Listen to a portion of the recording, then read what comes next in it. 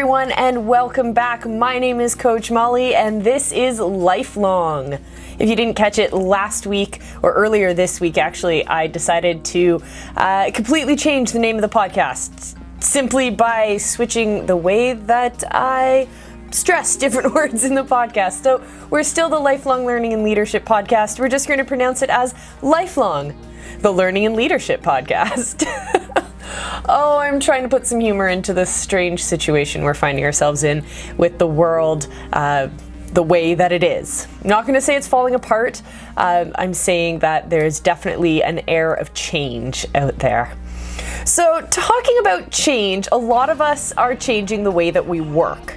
Many of us are still able to work after the virus came into play, but the way that we're working is going to be completely changed. So rather than going into your office and getting your work done every day, maybe you're working from home. And those of you who usually work from home, but from home, quote unquote, but you usually spend your time in cafes or in parks or in other public spaces, now you're forced to actually work from home. Dust off that kitchen table, sit down, and try and get some work done. So changing the atmosphere, changing the environment of our workspace also requires a mindset change and some change to our routines. So in order to maximize your success in this new world, here are 7 of my top working from home tips. Tip number 1 is to make sure that you get a good night's sleep.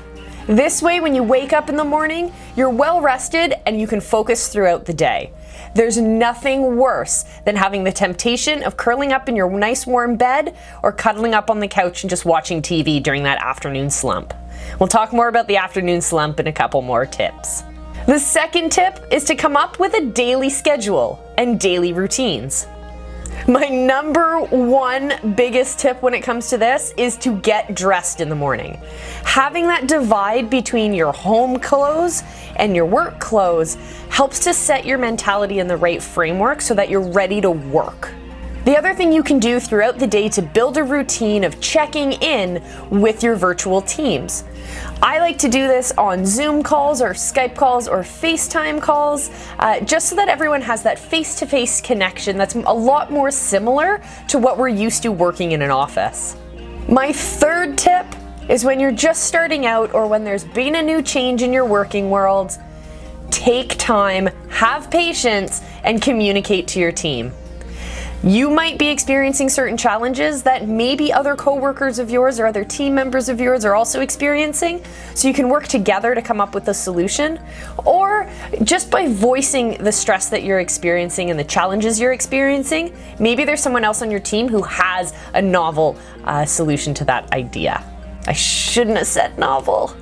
My fourth tip is to engage with technology. Use your email, use your conference call abilities, use whatever technology you have at your fingertips. Stretch your imagination, check the app stores, and see if there's a new solution to the problems that you're currently facing. Tip number 5 is to create a dedicated workspace. This way, you're way less distracted to try and work from your bed or work from your couch, where you're not going to be as efficient and effective as you could be if you were to, say, create your own office space. Now, I recognize not all of us have the luxury of having a separate room in our house, or maybe there's more than one adult at home who needs the office space. Well, you're going to have to think creatively. You're going to have to re-envision the way that you look at your space. And I know our kids are at home with us and they can be an added distraction, but this is also a great time to teach them about when it's time to work and to focus and when it's time to be silly and to goof around and to have fun. There's work time and there's play time. Tip number 6 is to create daily to-do lists. This way, when you have large tasks, you can break them up into bite-sized action steps, and you can definitely get stuff done throughout your day. There's nothing worse than being at home, having nothing, quote unquote, nothing to do at work, and mindlessly finding stuff to do around the house. When you have a focused list of things that you have to get done for work, you're more likely to actually get them done. And number 7, going back to what I mentioned earlier when it comes to the afternoon slump, that post-lunch feeling of exhaustion where you're not really focused, you're not really motivated, and you kind of just want to bug off early. And that temptation of your nice warm bed is so much closer than usual.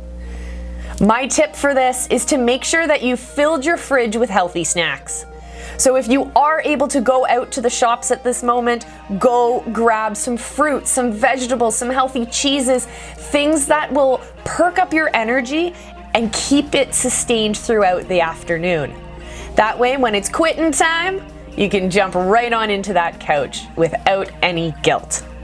All right, everyone, I hope you enjoyed these 7 tips to working at home. If you enjoyed them, give us a like, throw down some comments, whatever you want. But until next time, remember that I love you and be excellent to each other.